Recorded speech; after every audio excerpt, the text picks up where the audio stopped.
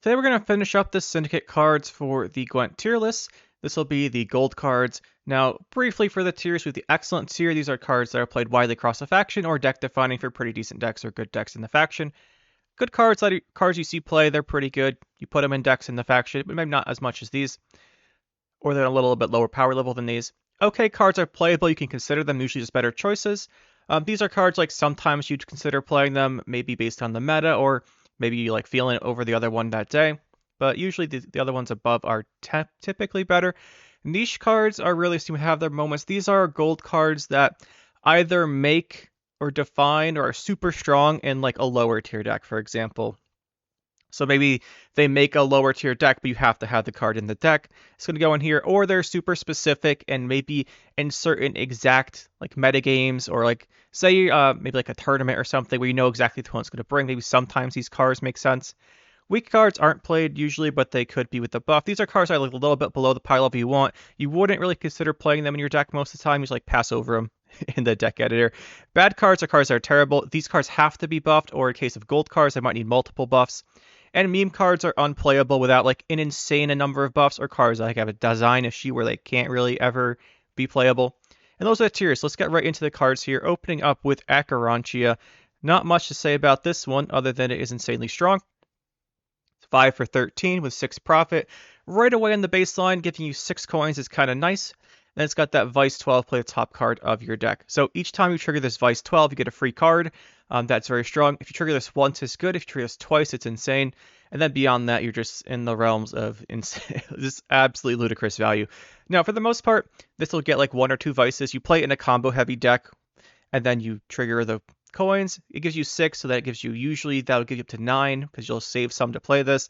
Spend those, get your card off top deck, and it gives you more coins. Maybe not. If the opponent doesn't answer this, you just like kind of win. This is a deck defining card. It's called Acherontia deck for a reason. Next up, we have Albertus. He's a human in blind eye. I didn't mention Acherontia's tags, but it's a ship. So 5 for 6 here with 2 profit. So not terrible value in fee 2 purify. Now, paying 2 coins to purify puts this below the value level of most other purify cards, like 5 for 6 if you're using the coins for the purify. But the fact that it's repeatable is kind of nice. Sometimes you really want this. I think for the most part, we're going to put this one in okay.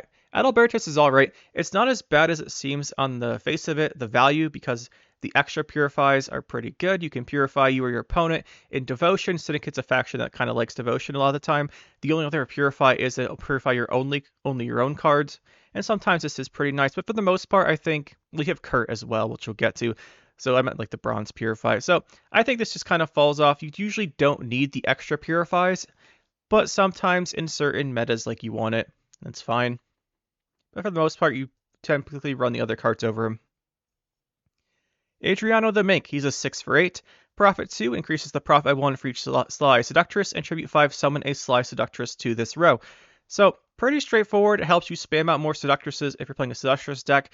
The issue with Adriano the Mink is spamming out a bunch of Seductresses really isn't the best thing you could be doing. So really, the other thing here is that you're paying 5 coins for 5 for your unit. That's actually not bad, and he gives you 2 coins. But that's like he's got 8 for 8, and then you spend the coins to get this. I think really the issue with Adriano, I think he is a little weak. It's just a really expensive tribute to get coins. It's a really expensive tribute to get in our unit. Like you have Igor the Hook, which can do a similar thing. We'll get to him later. But usually this card is not as flexible as other things that can make copies of stuff. It has to be a Seductress you're making, and spamming out Seductresses isn't the most common thing. So I think we'll put him in a week for now. He's like the card that if you wanted to make the Seductress Passiflora all that deck better, this might be the card that you want to buff to make that like more viable. But for the moment, he's not even like amazing in that deck. You can just kind of consider him. Next up, we have Azar. You'll notice I'm trying to get a little faster here because the last couple of these have been really long. So Azar, Human Mage Salamandra, 5 for 10, profit 3. So 5 with 3 profit. It's not great. It gives you 2. He gives you a Scarab, and you can pay the 3 coins for a second Scarab. Scarabs are only 1 power with 1 armor, so you're getting only 1 point essentially for those 3 coins. But you can get 2 defenders up because the Scarabs are defenders. So you can spawn 2 defenders at once. It's pretty hard for people to take advantage of. I'm going to give Azar a niche rating. And as I always try to mention, niche is not worse than okay. Niche is just extremely specific. So I think we'll give Azar niche. Like, most decks don't really bother with the defender, but some decks really want it. Actually, maybe I'll move him up to... To be honest, I haven't seen him in Acherontia. Like, people just throw down the Acherontia at this point. But some decks would want him, and in those decks he's super strong. If you want to say he's in good because you see him in Acherontia or something, that's fine with me, but I just don't see him at all. I haven't seen this card this month, so at least I don't think I have. So we're going to put him in niche because he's really specific. But in those decks where you want him, like the combo heavy decks, or maybe a specific Acherontia deck where you're trying to do like 4 or 5 Vice triggers in one turn, so you have to let it sit there. I think he's fine. And remember, niche isn't worse than okay. That's just pretty specific. Next up, we have Bart.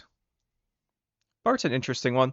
So Bart's an Ogroid. He's 6 with 4 armor for 8, so he's really hard to remove other than a lock. But if you don't lock this guy, 10 damage is pretty hard to find. So he tends to be pretty sturdy to set out there. And whenever you play a gang that you don't control, you get a coin for each gang you control. This is really strong for coin generation in like a gang deck where you get a bunch of gangs out. Now, the only real downside, and it's kind of a significant downside, he doesn't have a gang himself. So it's kind of hard for gangs to always have enough tags on the board because they really want to get those tags out for like pulling the strings and stuff. So the fact that he doesn't develop one of those is kind of a little annoying. So that's like what's holding him back the most, I think, is that he doesn't have a gang tag of his own. But he can generate you a lot of coins. And if you play like a, say, the one that has the 4 power guy, Mutants Maker, that gives you 3 coins. He has 2 gang tags. He checks after you play it. He gives you 2 more coins. I just think Bart is a little bit... I'm going to put him in okay, but I don't think Bart's terrible. I just think people prefer the other options over him. If you ever need more coins in your in your gang deck, he's not a bad addition, but usually people don't want more coins. They want like more control or more gang tags or something. Then we have Bincy. Bincy. Seen a lot of uptick in Bincy lately. Bincy's a 4 for 9, Halfling Pirate Tidecloak. Whenever you gain coins, she gets 1 point for each coin. The fact that she's 9 provisions lets her go in Golden Necker. There's some pretty strong Golden Necker decks with this out right now. And in general, in like Jackpot, she's really good because you get your 9 coins from Jackpot. She gets 9 points. But really, she's being carried at the moment by the fact that she's 9. Like in Golden Necker Syndicate, I think probably the best one is the one with the townsfolk and such. And she really takes advantage of that because they give out more coins. They give out the Huntresses Infuse. She's very strong in that deck. I'm going to give her a good rating, I think, because of that. I don't think she's deck defining. You play the deck without her, and you'd probably still do okay. But you can play her in Jackpot as well. You can play her if you're any deck where you have a lot of coin generation and you want an Engine card, you can put her in. Most decks don't want that, but the ones that do definitely do play her. So I'm going to give her a good, I think. That she actually has really high. You can see on her like the potential's insane, right? Even if you're just like clicking off the books leader charges and getting like 8 coins that way, she's already 12 for 9. Then you can spend those coins, pretty decent. But most of the time you see her in like the Golden Necker decks. Then we have Boris, 5 for 7. He's a beast cut up. At the start of your turn, wherever he is, he changes his fee to a cost between 1 and 9. And then you just spend the fee. So this number will change. This 1 will change. So you spend that number of coins, move him to the other row, and boost himself by the cost of the fee. And then if you have 0 coins, get a coin for each allied unit on that row. So this is the line of text I think people like to overlook here. So if you spend down, well, it's not the line. It's not the line you overlook. It's the line that makes it hard to use. Because if you spend 5 coins to move him to get 5 points, because you'd have to have 5 units on the row for that, that's expensive, but you want these coins refunded. So you really want to be spending down to 0 with him, which means the randomness of his power or his fee has to line up with your coin count. You can obviously manipulate your coin count, but generally it's just really annoying to use. And the fact they're getting points per the number of units on a row also means that you kind of need a lot of units, or like a spammy type deck. The only thing that really makes a lot of units for this is Fire Sword. And I just think Bart and that deck can't really generate a lot of coins unless it's already winning with Scribes. So I think I'm gonna give Boris. I think I'm gonna give him. I'm. I might be being mean to Boris. I don't think I've ever seen. I think I've no. That's not true. I've seen Boris played once in a Firesworn deck one time, but I think he recently got a buff too. I think I'm going to be nice and put him in niche tier because I think the design is interesting. I just think the deck for him doesn't really exist at the moment, but that could be a flaw of deck building. Like people may not have experimented with him. I just think it's too hard to use. It's too hard to use. Um, this is one where I could see the argument between these. I'm going to put him here and we'll come back later, but for now he's going in there. Next up we have Caesar, another card recently buffed, 5 for 8. And he's a Dwarf Clown Splitter, deploy, trigger the profit of adjacent units, and fee 2, boost by 2. So it's a fee card with 2 for 2 spending, that's pretty bad. I would say mediocre, it's pretty poor on a gold card to have that kind of spending. You're not gaining value from it and you need 2 coins. If it was fee 1, boost by 1 would be better, but you can boost your other cards up to protect them, it's alright. Mainly you're playing him for the deploy though. So normally what you do is play him next to cards with big profits. The best example is Sigi, where you can play him next to Sigi. Sigi has like profit like 10 or something, and then you get 10 coins back. If you're in Jackpot, you'd play as usually in Jackpot, so you can over profit and gain the coins, because otherwise you're capped at 9 coins per turn, because the ones are like lost, so you can't go above 9. So usually play this as a Jackpot card. The thing is, putting it next, for this thing to get value, it's an 8 provision card. You really want to be getting at least 6 coins with this, I think. I think you want at least 5 or 6 coins, and there's not that many big profit cards in the game, so I think it's kind of hard to guarantee his value.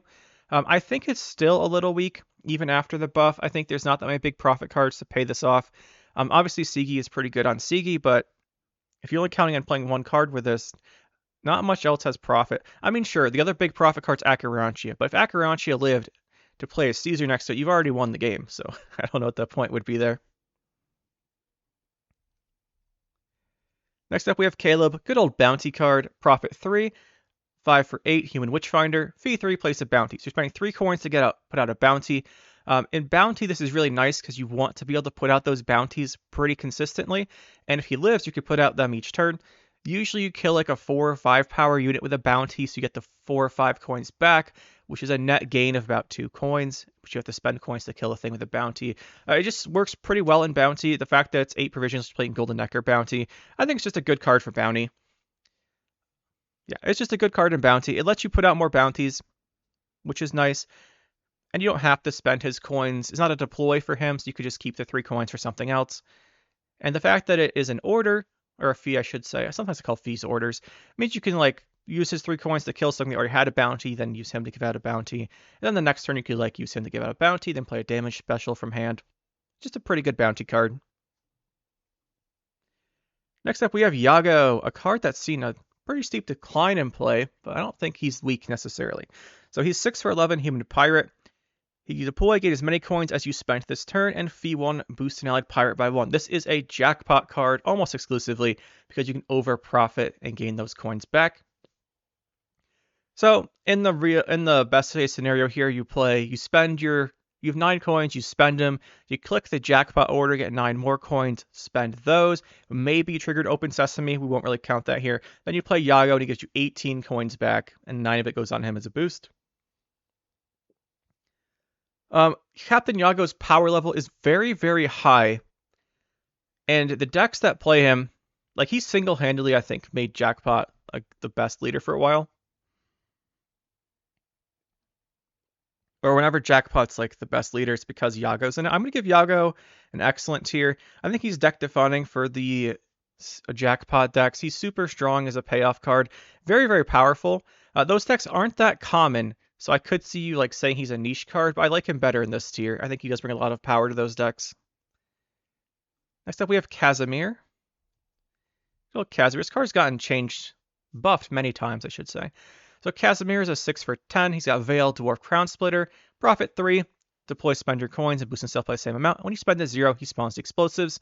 The explosives have a fee 2. They do 3 damage, and each turn you don't use the explosives, the fee goes down to 0, and then at 0 you lose it. So at the end of the turn you lose it, I should say. So he has 9 for 10 on deploy, if you're counting the profits, 3 points, because he's going to eat them, so they're going to be 1 for 1 points. The fact that he's Veiled means he's actually pretty hard to deal with. Like, he's at minimum 9 with Veil. It's pretty hard to deal with, and he's going to spawn that explosive. If you just wait 3 turns, explosives can give you 3 damage. You can stack up the explosives and use them all in 1 turn. You can have like a 2, a 1, and a 0 cost explosive, and then you have 9 damage reach. I think Casimir's pretty good. At the moment, I play him in Crimes. He's pretty good in Crimes. You can play different decks with him. He's a good option. He's pretty strong, I think. As he's been buffed quite a bit, I think he's actually pretty good. The Veil helps a lot. Next up, we have Cleaver. Cleaver. So he's a 1 for 12. Intimidate, deploy, spot, and play Shakedown. And Intimidate is increased by 1 for each crown so we shall shake down the other day. So it's immediately going to boost him by 3 and then give you an extra Intimidate point. But he's essentially a 6 for 4 spender, which is a pretty good ratio. And he's also spawning bodies because he's spawning Cleaver's muscles, which I think are down here. Yep, he's spawning these guys as we saw before. And that's just a really good spending. He gives you coins. He has Intimidate. He'll spawn one of these guys next to him, so he'll have Intimidate 2 if you put next to another guy already. He's a great coin spender, great finisher. The only downside about Cleaver is that he dies to like a naval supremacy and on-crate longships and stuff like that does a ping damage, which is terrible. But there's not much you could do about that. It's not going to hold him back from taking his rightful place in the excellent tier. I think a lot of crime decks love their Cleaver ever since the buff to Cleaver's muscle, which gave him extra power on his spending. He's just a great spender and even has engine value if you can play him early in a round. So Cleaver's pretty good. Well, really good, I should say. Next up, we have Collusion. Collusion. So it's a 9 provision special. It's a crime. If you control a unit with a gang, based on the gang, you get an effect. So Blind Eyes' other effects are 1, Crown Splitters 4 boost, Cut Up 4 damage, Firesworn 2 tokens, which is 4 points, and Tide Cloaks 4 coins. If you have all of the gangs, you're getting 5 boost, 5 damage, 3 tokens, and 4 coins, which is 16 points and 4 coins. That's actually insane value. This is the payoff, one of the payoffs to gangs. Gangs is a pretty decent deck. I think, though, I'm putting this up here. This is the reason you play gangs. It's the reason you get all those tags out there, because you want this collusion to land with all of its effects. So I'm going to give this deck defining for the gang deck. Like, it's what you're doing. You're building up to all the gangs to play things like this as your big payoffs. Next up, we have good old Conjurer's Candle, my worst ever take on a card reveal, I think. As I had no idea if this is good or not when I saw this. And it came out, like 6 for 6 or something? 6 coins for 6? I don't remember. This card's been nerfed many, many times. It's a resilience artifact. It's 8 provisions. It's profit 4. And it has fee 1. And then you would boost by 1 plus whatever you spent. And the fee goes up. So it's 2 for 1, then 3 for 2, 4 for 3. So after the first 2, it's not a good spender value-wise. And it's just not a good value-wise card because there's other spenders, right? Let's just say you spend like the first, like you don't really want to spend it once at 5. Let's say you spend up to 4, right? You spend 1, 2, 3, 4. You've spent 7 coins. You've gotten 2, 3, 4, 5 points, which is 14. I counted that wrong. 1, 2, 3. You've spent 10 and get 14 back. So it's essentially giving you 4 profit and 4 coins. You've used it. That's a 8 for 8, whatever, something like that, value-wise. Just in general, it's not a high value spender. But the fact that it's resilience and artifact means you can protect your engines with it. You can rely on it to spend your coins because it's not a unit. People usually don't want to remove this. It's an artifact. It's hard to remove. It just gives you a nice, reliable way to spend coins. And sometimes that's what is important over the value. And it's important enough that I'm just going to give this excellent. I think this might be the most played Syndicate gold in the entire game. Like, this just goes in everything in Syndicate because Syndicate wants to spend its coins. This protects your engines and lets you spend the coins in 2 different rounds because of the resilience. That's why it's so strong, not because it has any like value on it, just because of what it lets you do with the spending. Very good. Next up, we have, was this Sigi's Treasure or something? Count Ruben's Treasure. So 10 provision crime. I just found this weird that this isn't an artifact. Well, like, Yeah, it is an artifact. I just found it weird that there's not like a location, but I guess it's not. It's the treasure itself, not the location where the treasure is. So resilience, profit 0. Goes up by 1 for each crime in your starting deck. Usually you're going to profit like 10 or something with this, 10 to 12 in that range. And then you create a crime with provisions equal to or less than the excess coins. So you can manipulate this if you have 5 coins and it gives you, say, 9 profit. It goes to 4. You get like a 5 provision crime. It does say a bronze crime though, so you can't make like a tavern brawl or anything. And then whenever you get excess coins, this gains a counter, and it lowers the counter by 1 against a coin. So this is an effective way to, well, it is a way to carry over coins, because it does have resilience. The tokens will carry, or not tokens, the counters will carry over, give you more coins. You can make decks with this. I think it's pretty good. It's been buffed a few times. I think it's pretty good now. It's not the most common way to play crimes, but to be fair, for a lot of these things, Syndicate is the least played faction by a mile. So if you don't see stuff that's necessarily means it's not bad, it means it's because I think part of it is a lot of people aren't playing Syndicate.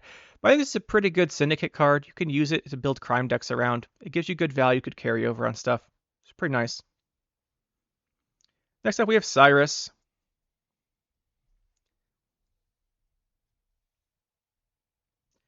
Cyrus, Himmelfart, 3 for 4, Human Firesworn Cleric. We saw that a lot in the Bronze video.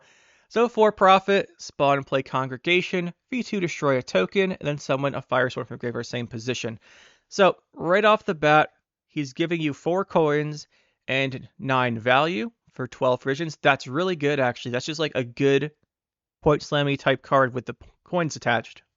As long as you have a way to spend the coins, you're good. And he does have a way to spend them, destroy your token, and bring back, well, we all know what's coming back. It's Fallen Knight or Firesworn Scribe sometimes. But it just is insane synergy right in here. This is the best card in Fallen Knights, whether those are in Firesworn or people are playing them like a crime hybrid deck. This is the best card just because your Fallen Knights back. Also plays a crime, which gives you a trigger there, which is nice. It's just really good. Next up here. Where is this guy? There it is. So 6 provision special here. Destroy an allied unit, create a 4 provision cost Firesworn. Provision goes up by the power of the destroyed unit. So the main thing here you do is you destroy a 2 power token. You get the choice of like Persistent of Penance, Fallen Knight, or Roderick. Is it Roderick? Or you want to destroy a 4, and then you can make, or you want to destroy an 8, you can make another Cyrus. Destroy a 10, you can get Serge or Gregory. Like there's so many choices. Destroy a 6, you can make a Helvide. There's just so many choices. This is a fantastic card for the Firesworn deck. I'm going to put it into good. I don't think it quite makes it into deck defining because you just play it there, mainly just there. Although I think you did play it occasionally in the other decks, spam Fallen Knights. But really, this lets you get a second Cyrus. And if you can't do that, you're like, okay, I'll get something else. But it's really good. Dies Irae. 9 provision crime Echo. This is the Echo card for the faction, which is a little strange. That's limited only to Firesworn, but whatever. So damage unit by 3 and boost all Firesworns by 1. And then you boost all allied units instead of the Death Blow. That usually doesn't come up because you're playing this in a Firesworn deck where like 90% of your units are Firesworn anyway. Sometimes you like an extra point if you Death Blow and like give a Sayer Khan or something. But for the most part, this is just a payoff card to Firesworn. We'll give it good. I can see you people arguing it's deck defining because you want to build the Firesworns to make a bunch of tokens to pay this off. I would argue you're going to build it really make a bunch of tokens anyway to pay off like Fallen Knights and stuff, and it just happens to be another one, so I'm going to give it good. Pretty sure this is a card that, this is what, Dire Mutated Hounds, I think. Yeah, it is. Dire Mutated Hound, Beast, whoever you see his attacks here, 4 for 8 with the 2 armor. Barricade, boost self by 2, so 2 point a turn engine, okay. Fee 4, gain 1 armor. I don't think, this is the worst value fee in the entirety of the game. 4 coins for 1 armor. What does that do? It puts your Mutated Hound back online for the Barricade. So,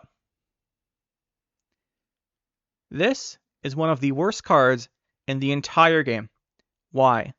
2 ping damage shuts down its engine. So you get 6 points because it goes off once. They ping it, and then it doesn't do like do 2 damage, and that's it. You're not dwarves, so it's really hard to get the armor back. You can't really get the armor back outside of this exact fee. If you spend 4 coins for an armor, I mean, if you spent 4 coins and this thing goes up to 14, I still don't think it's worth it. And then you just ping the armor off again. This card is absolutely meme. This is terrible. Completely terrible. I'm putting him in niche. That comparison's not even close. Like, I'll give him niche. I'm not putting him in the same tier as this card.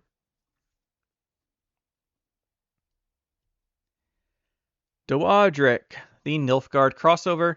8 for 8, Human Agent Blind Eye. How many of you knew this had a Blind Eye tag? Deploy if you control an agent, gain Zeal. I mean, there are a couple of agents in Syndicate, but really this is a Nilfgaard card.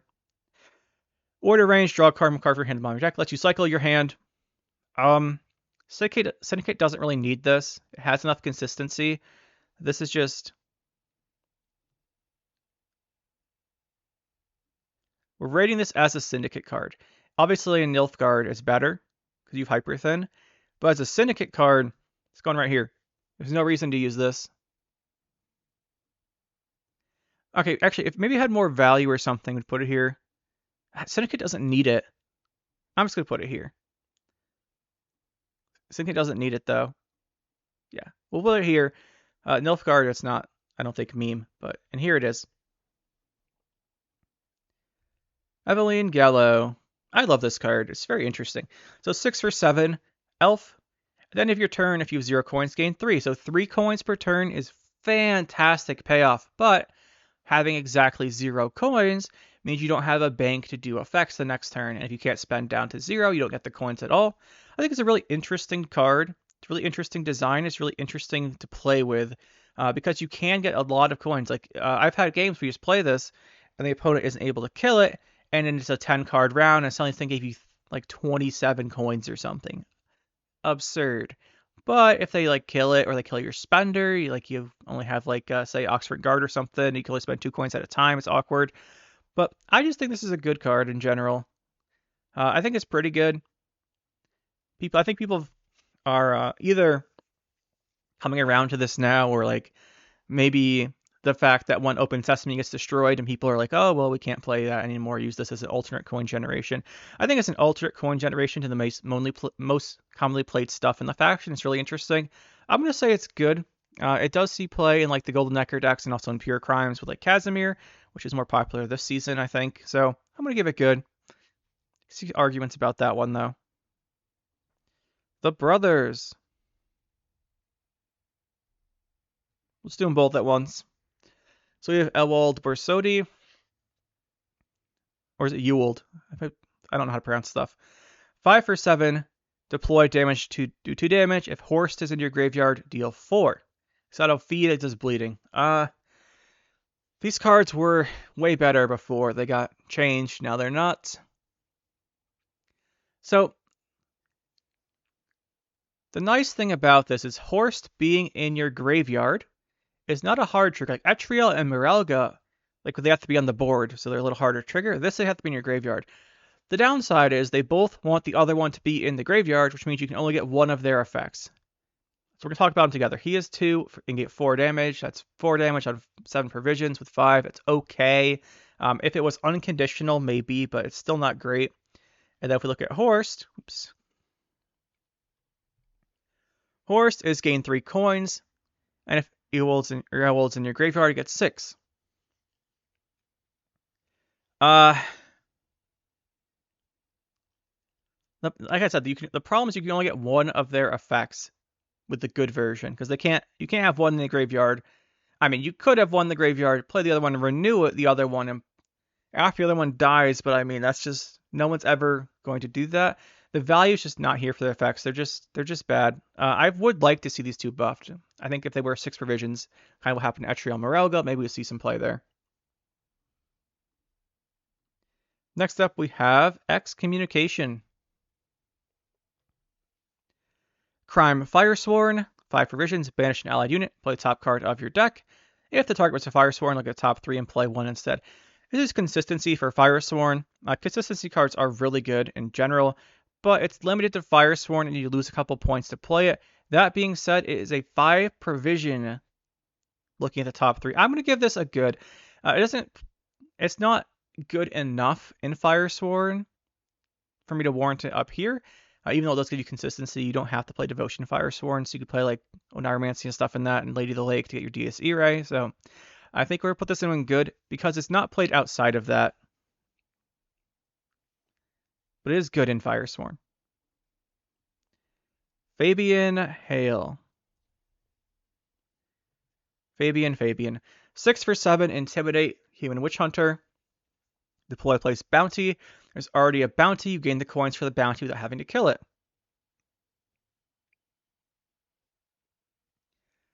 Fabian is just... he's just weak, right? Even though there's tutors exactly for the Hales, it just doesn't make it.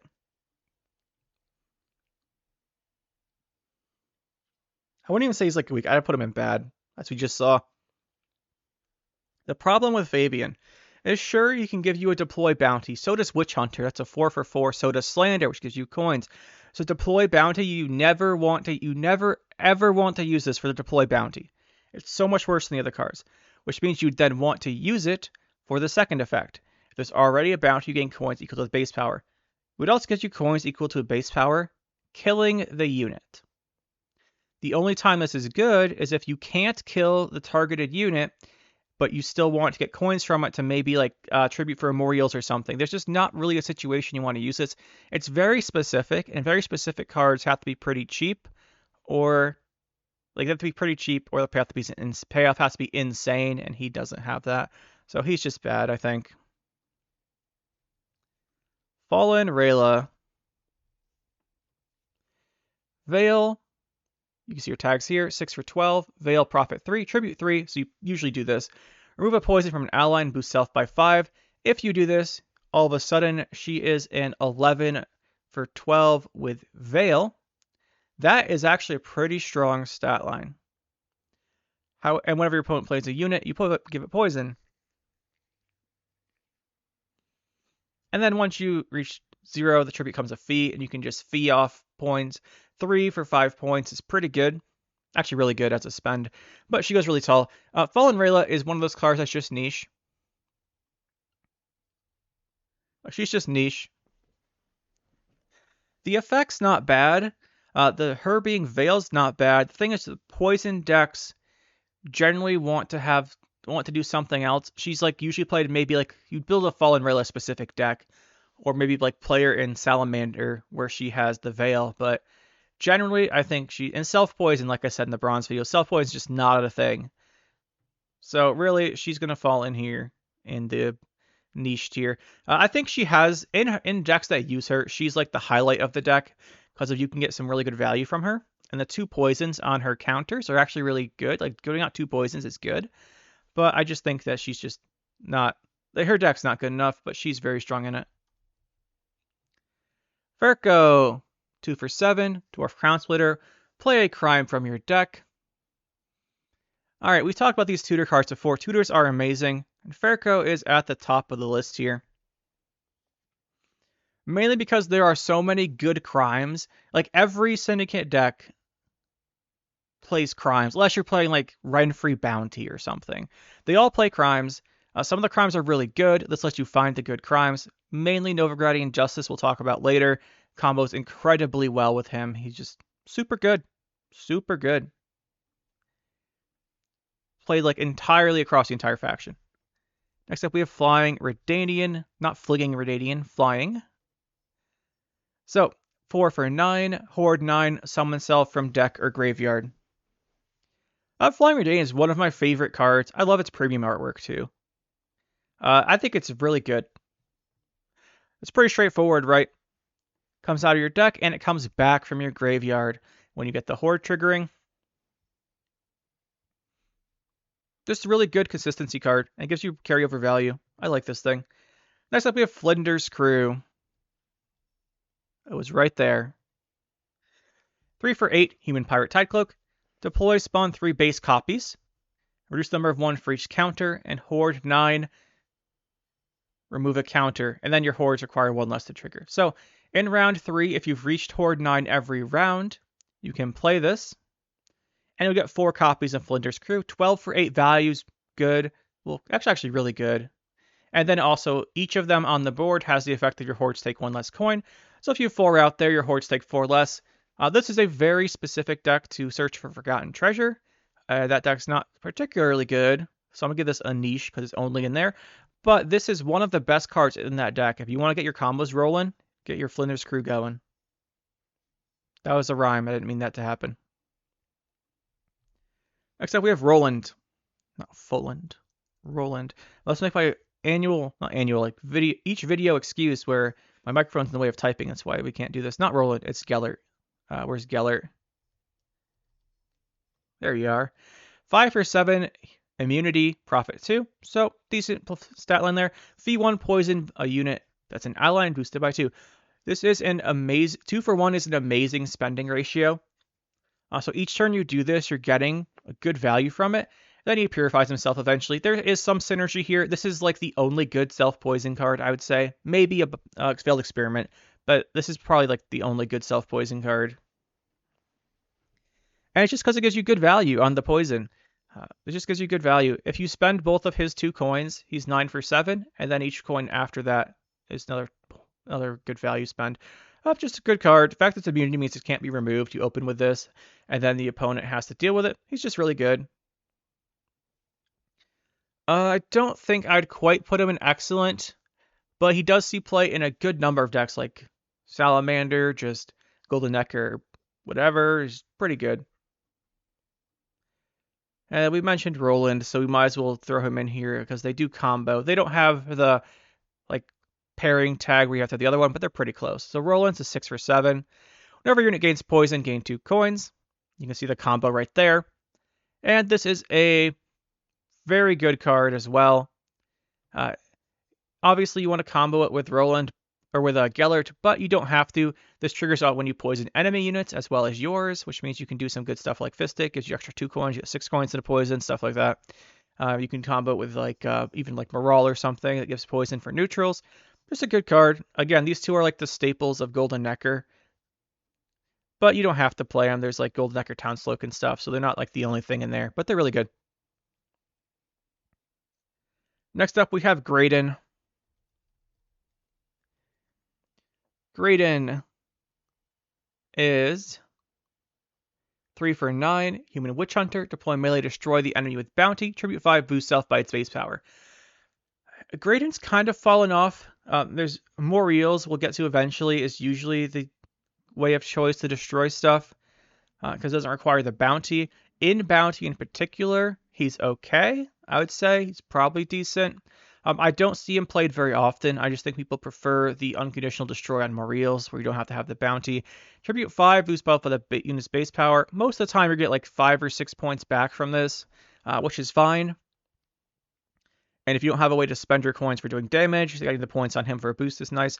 However, some of the most hilarious highlights I've had in this entire game are with Graydon.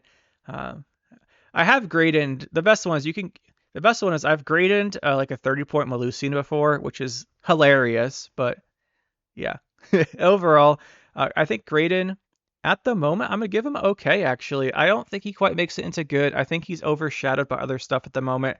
And I just don't see him played in Bounty. Like, I don't play him in Bounty either. I just prefer the other stuff as well. So, unfortunately, he's going to go right here. But I could see him going up here if you really like the Bounty and you prefer him. But I just find that I don't need him for the points and that I'd prefer other removal.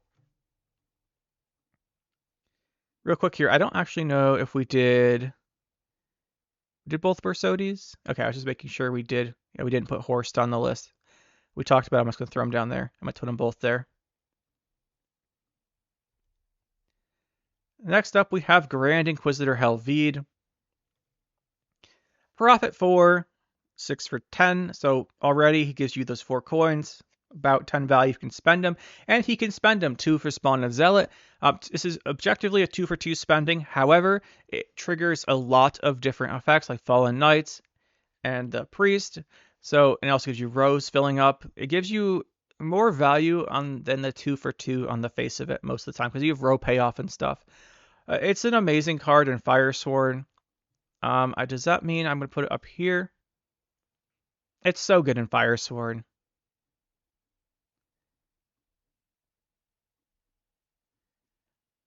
Question is, I think...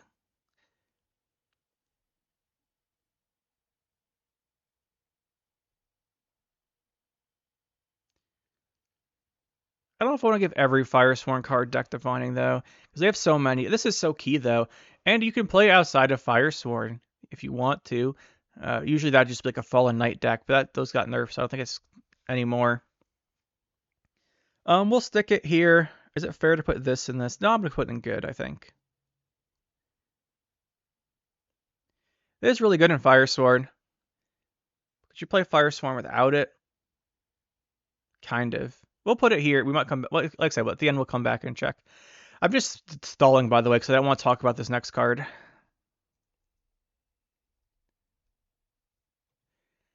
Greater Brothers.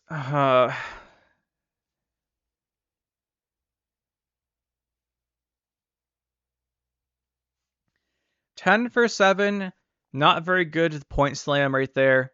It's okay, but it's not good point slam like Nausicaa's 10. Great sword. You know, get the idea. There's a bunch better ones. Axel. Stuff like that. Fallen Bride. There's a lot of... It's not a good point slam card.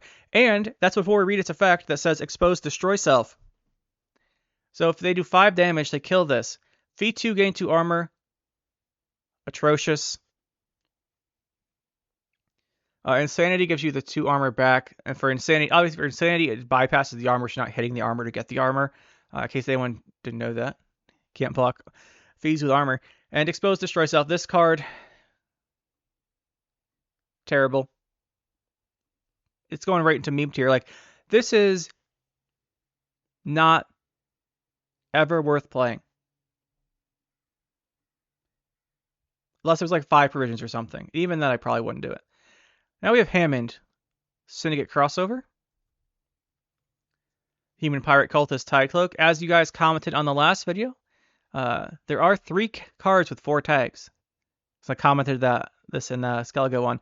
The other ones are Cahir, which I remembered after recording the video, and you guys pointed out to me. The other one is Ryogan, which is just neat to know. But anyway, 7 for an 8. Deploy move, give 2 bleeding. Increase the bleeding by 2 for each pirate. No, you don't want to play this in Syndicate. You have damage. Syndicate has a ton of damage. You'd rather just kill the target. Moving, it's okay, but like... You don't want to play an 8 precision card for movement. And 2 bleeding doesn't make up for the value. So, and you don't have many pirates, even less pirates than Skellige. So I think this card's going right down there.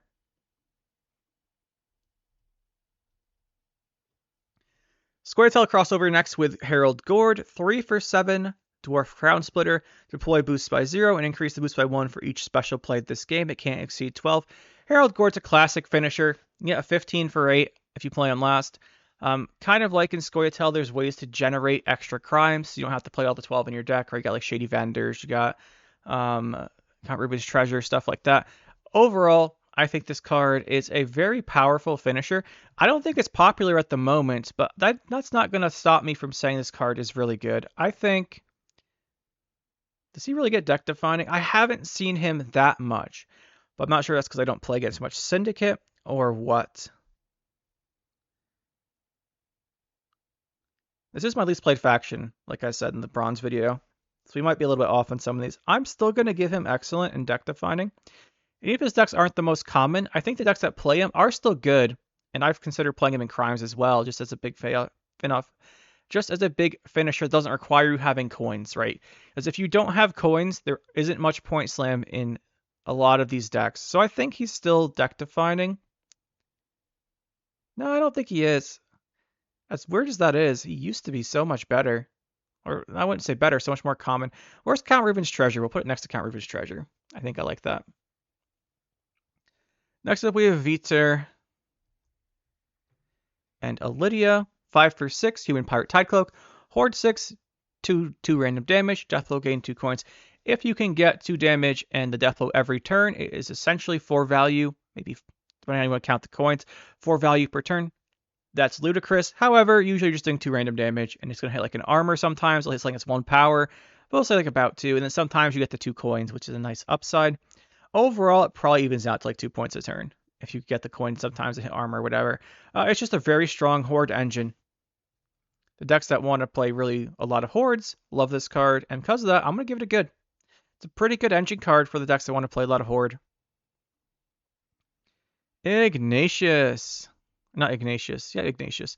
Ignatius Hale, 18 for 9. Okay, that stat line is absurd, but this human witcher at the start of the game, or when spawned, fun fact for when spawned, people always forget this and try and play it on the Nilfgaard with Artaud, which is pretty funny. At the start of the game, when spawned, set own power to 1, while on the hand, deck, or battlefield, whenever a unit with bounty is destroyed, heals self. So he is a bounty card. As you kill stuff throughout the game, he gets back up to his 18 power. You play him at the end for 18 for 9, which is an insane finisher. I'm going to give him deck defining, I think, because he is an insane payoff for bounty. And the reason I'm giving him deck defining, because he is the defining reason of why you play, or why you really can play Golden Necker bounty. Because Golden Necker bounty, you have him as a finisher because he's 9 provisions. I think that puts him up there because he's one of the best cards in bounty. He's fantastic. Every bounty deck under the sun plays him, and at 9, you can see why. Even in Golden Necker. If he wasn't 9, no one would play Golden Necker bounty. Next up, we have Igor the Hook. 6 for 9, human cut up insanity. Fee 5, spawn a base copy of a bronze allied unit. Igor, it does have a cooldown 1. Igor is one of those cards where if you don't stop him from spawning a bunch of stuff, you will lose the game. Like, this spawns townsfolks, this spawns seductresses, usually it's townsfolks, and then you spam more townsfolks, and then they each get coins, and boom, boom, boom, boom, boom, and then all of a sudden you've lost because they're getting coins back to use this each turn, and then the townsfolk are getting coins, and then you're just looking at 100 points and like getting 20 points a turn or something. Even in Fallen Knights, they spawn more Fallen Knights. That's not as common anymore. That used to be a thing for they nerfed the Fallen Knights, but really, Igor is one of those super abusive cards that if a deck is ever good that can play Igor, Igor just breaks it a lot of the time because he's just insane if you don't kill him. Mostly I see him in Golden Necker, but he does see play in some like Passiflora decks, mostly Golden Necker. I'm going to give him good. Good or niche.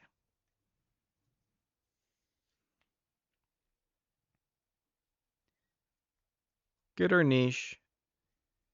Like I always say, the niche cards aren't worse than okay. They're just specific. But in their specific situations, they're really, really good. Or they're like weird, like this one. No, Boris. I'm sorry. We're just gonna put it there. I tried to be nice to Boris. I can't do it. He belongs down there, as much as I like him. But Igor, I'm gonna give him good. I see a decent number of Golden Necker Syndicate at where I'm at my MMR levels right now, and he's like in them all, so I'm gonna give him good. Next up, we have Imke, whatever your name is. Human Pirate Tidecloak, 5 for 9, get 2 coins a turn while ranged. Fee 3, gain a shield. The shield can be kind of nice on her because you want her to stay around, but if we think about this for a minute, 2 coins a turn is good. Eveline Gallo gives you 3 a turn if you can spend down. So this is a less conditional way to get coins, but it's way more expensive, right? She's a 7. This is a 9 provision. This card it's just terrible, unfortunately. At 5 power, it's so easy to kill. It's like almost trivial to kill, and it gives you 2 points back. It's not trivial, but like for a 9 provision gold, it's pretty easy. And then it takes you, in order to get value from this, you'd probably want at least 6 or 8 coins. That takes a long time. There's plenty of time for your opponent to kill it, so it's pretty weak. Yeah, it's weak enough that I don't think it goes in this tier because it really has to be buffed to see any play. And we have In Search for Forgotten Treasure. This is the scenario that is, I think, the most fun to pull off. So scenario cursed, 14 provisions, doomed.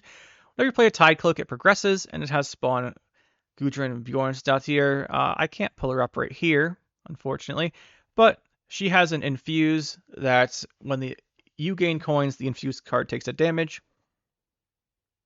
So you infuse a bunch of stuff, and then it starts pinging. Chapter 1, Hoard 8. It gives you coins to fill your pouch. So if you have like Flyndr's cruise out, you're in hidden cash. You can get like Hoard 4 or 5.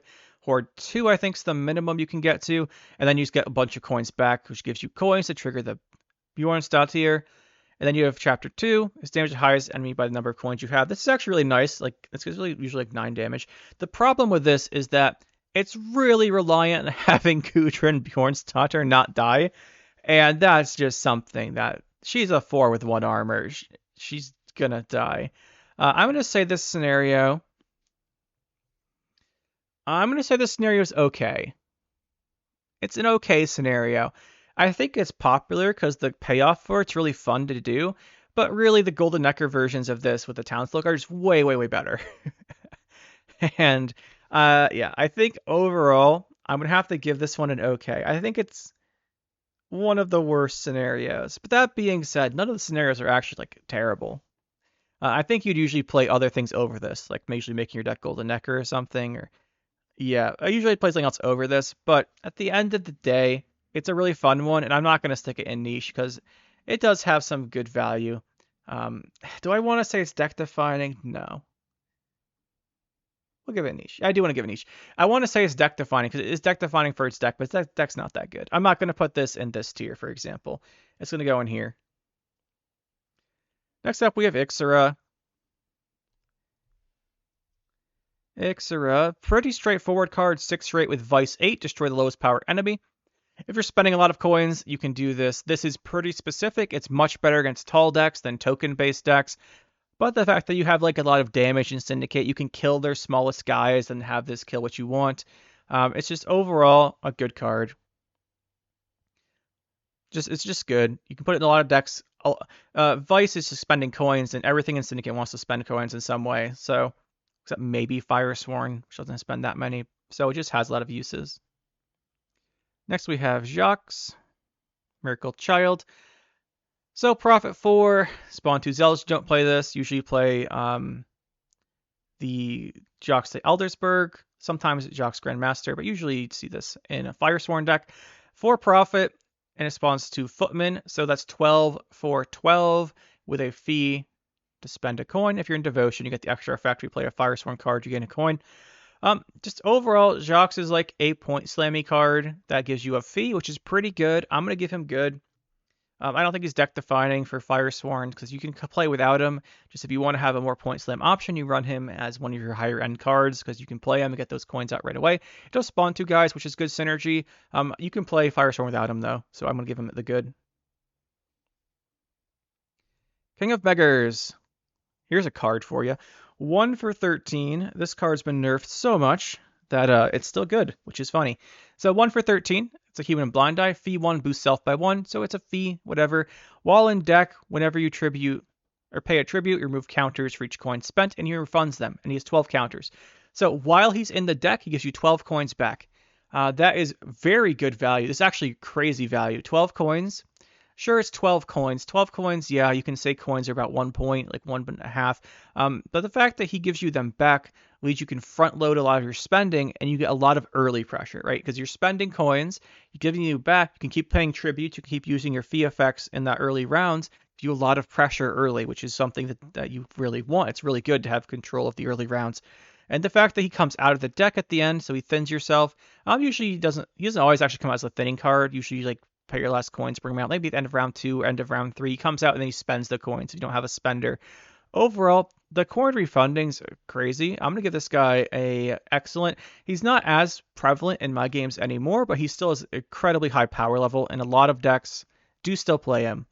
Like anything with Madam. We'll talk about Madam later. Loves to play this, and just anything with wants to go tributes and do early pressure loves this guy. Next up, we have Kurt, a pretty unassuming card here. 6 for 6 with melee, bounty, ranged, purify. We've talked about these 6 for 6 purify cards before. However, I've usually said they're like pretty okay or like decent, I think. Kurt is the exception here. At 6 for 6 purify, sure, that's not amazing, but his alternate effect, the bounty, is really good. Like the option to put this out for bounty and then kill it and then get all the coins back. This flexible here, like we saw the other ones like monsters and what is it called? Scoia'tael. How do I forget Scoia'tael? Like you get like 4 vitality or something, or you get like 4 bleeding, 3 bleeding. This is just way better. This is super good. I'm gonna give Kurt excellent tier. The reason why is because he's played everywhere in the faction. So many decks love Kurt. Bounty absolutely adores this card. Other than Bounty, he's just good if you're playing pretty much anything to have him as a Purify with the Bounty. It's just because the option of the Bounty is such a nice upside if you don't want to Purify, that just putting it out with that Bounty, it's such a nice thing to be able to do. Next up, we have Von Herst. In our Firesworn card. Firesworn, I say this sometimes, there are archetypes within factions that just have a ton of cards. This is like Firesworn has a ton of cards. Elves have a ton of cards, and they end up all falling in about the same spot. So Von Herst here, 5 for 8 with 1 armor, pretty solid stat line there. You need to get 6 damage to kill him in Firesworn Knight. If you control a cleric, he spawns a zealot every turn. That's 2 points per turn, and he's got the fee to transform your zealots into footmen, which is a 1-for-1 fee. But like we've talked about before, if you transform with damage when you get more value, they do have armor, so you absorb pings. Just a good Firesworn card. Has a lot of synergy with the deck. Spawns you tokens. You do have to have a cleric out, but there's a lot of clerics in Firesworn. And he's just spawning a bunch of tokens. You can use his fee. It's pretty good. Oh, this guy. Where are you? It's Ludovicus, I think it is. I didn't want to cover his name until I remembered. Yeah, Ludovicus Burn and Brom. So 5 for 7. Timer 3, gain 9 coins. 9 coins? 7 provisions, really, really good. Timer 3, your opponent's not going to let this go off. Tribute 5, you get the coins immediately instead. Now, here's the problem. Let's say I tribute 5 coins. I get 9. Essentially, that's profit 4, right? It's profit 4 with jumping through hoops. If I'm jumping through hoops, I want like way above the normal value line, and 4 profit is not. So this card is only good if the timer goes off, and that never happens. So he is going to go right here into the terrible. The reason I'm not dropping him to the meme tier is just because I think that with some adjustments, he could be playable, right? Like if this was like a little cheaper or something, if it was like 6, so maybe it lives. I think cheaper would be interesting, but I don't want to drop this guy into meme, I think. No, it deserves it. No, I think no. It could deserve it, but I'm going to be nice to this card because I think there is some kind of hope for it. Because Tribute 5, if this thing had a decent stat line, where if you tribute the 5, you'd actually get really good value by having like a little setup for the tribute. I think maybe you could do something there. But the other problem with this, if you're tributing 5 to get 9 coins back, tributes are almost every tribute deck plays King of Beggars who's already giving the coins back. No, that convinces me. He's going down here. Madame Louisa. 6 for 9. Human Agent Blind Eye. Intimidate. Tribute 3, gain Zeal. And order your next tribute this round cost 0. So really you want to place in like a long round 3, or short round 3, I suppose, in a round 3 where the opponent can't just pass and you waste this order. It does eat 3 coins to do this, to get the Zeal effect. Usually if you don't Zeal it, it dies, but it has 6 power. It doesn't always die. Sometimes it lives. Maybe they want to kill your spenders or something instead.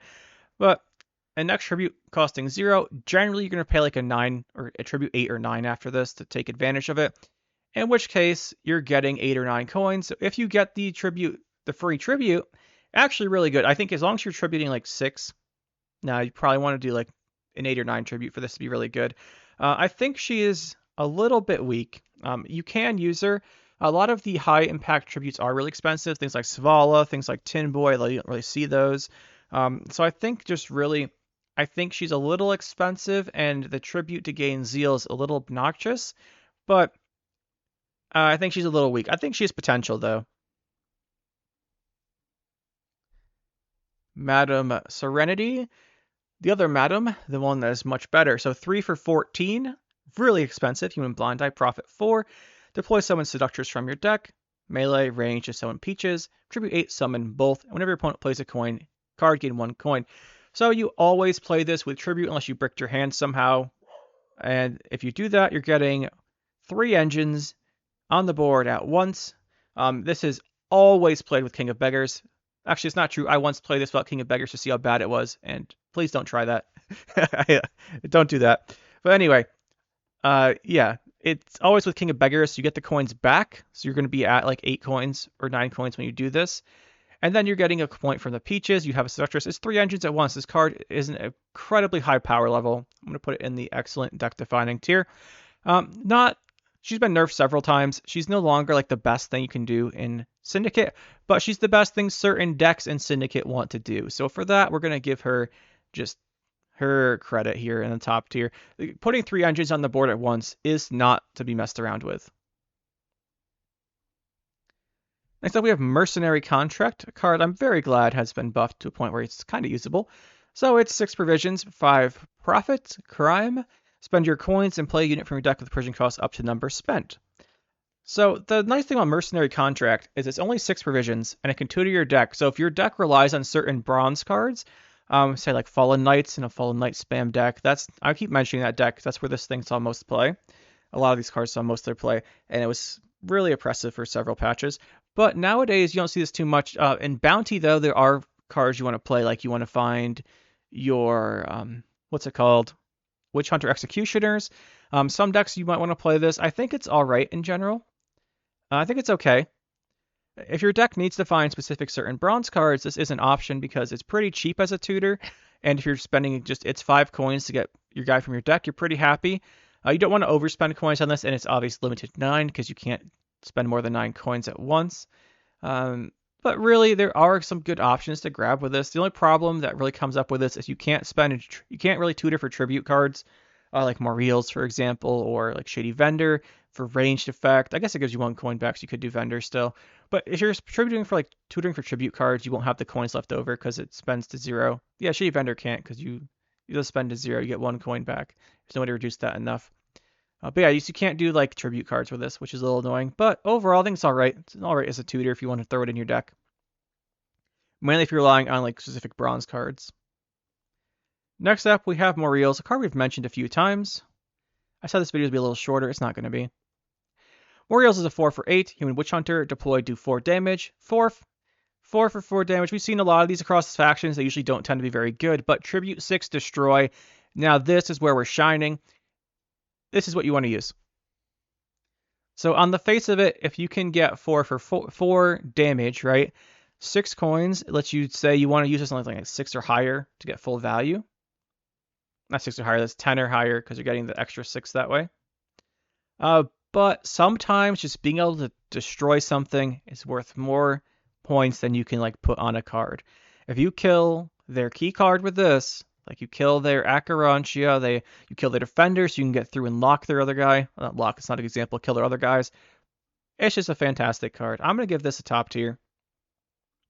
I see Morils everywhere. The fact that it's 8 provisions means you get a destroy effect in Golden Necker decks, which is really great. Just super strong. Combo's great with Bounty.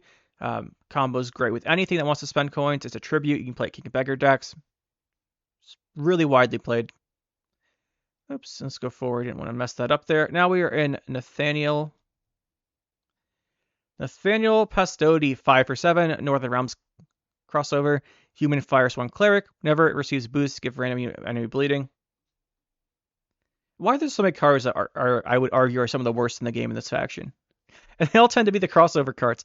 So, 2 for 1. This is the idea here. As you can, here's the idea. You can spend to boost, right? On a good number of cards, you can spend to boost something else.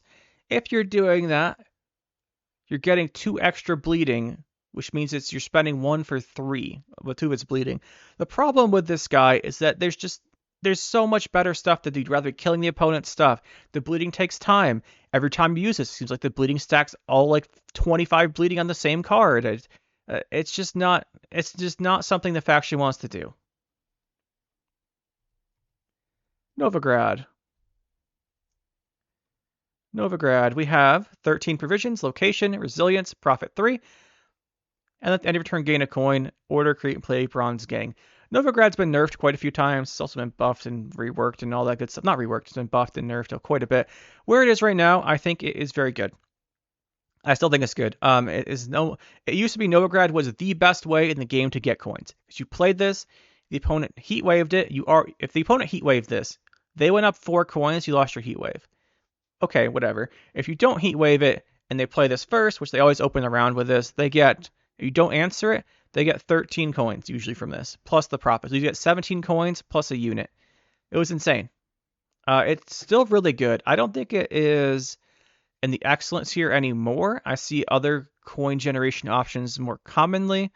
Well, not more commonly. I still see a decent amount. I'm going to put this guy in this tier. I still think Novigrad's really good. I just think that it's more of playing into the gang decks now, right? Because gang decks, spawning something with a gang is really nice.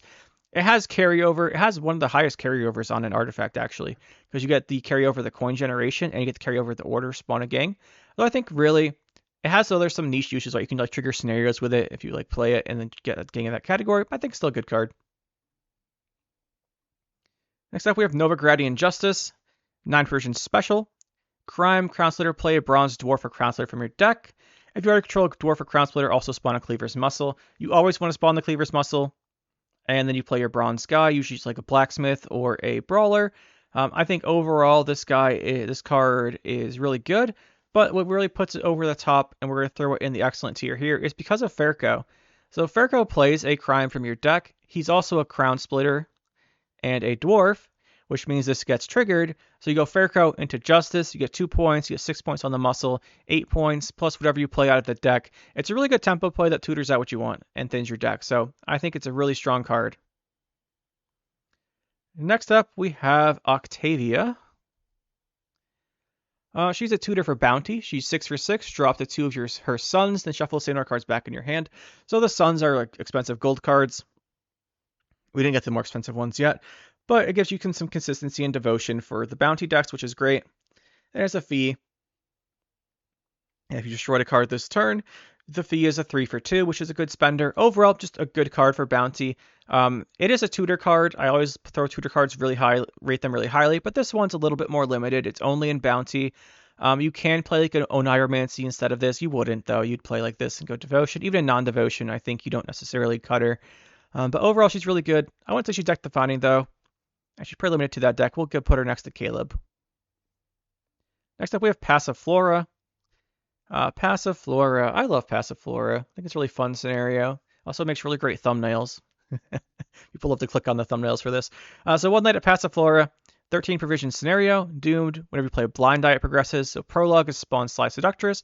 Chapter 1 is Peaches. Those are both engine cards. So you play this, you play more Peaches and more Seductresses. You play Madame Serenity, and you're just getting engines on top of engines, and then at the end, it gives you coins. The issue with Passiflora, One Night at Passiflora, isn't so much that it's bad. I think it's all right. I think it's less niche than Search for Forgotten Treasures. Really, to build your deck around Forgotten Treasures. The one thing with One Night at Passiflora is if you're playing Madame Serenity because you want to combo with this, you're pulling your Seductresses and Peaches out of your deck, so you're kind of limited in the amount of number of Blind Eye cards you have. I found when you play this is that it can be kind of hard to have enough Blind Eyes.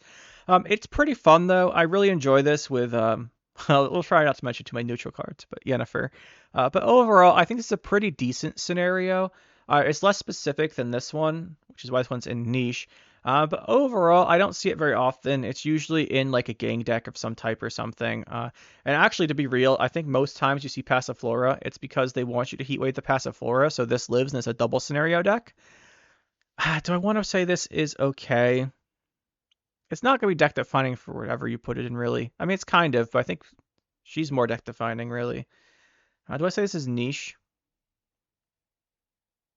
I'm going to say it's playable. I'm going to say it's okay. Usually, I would say you probably put this in like a gang deck or something. You don't all in on this.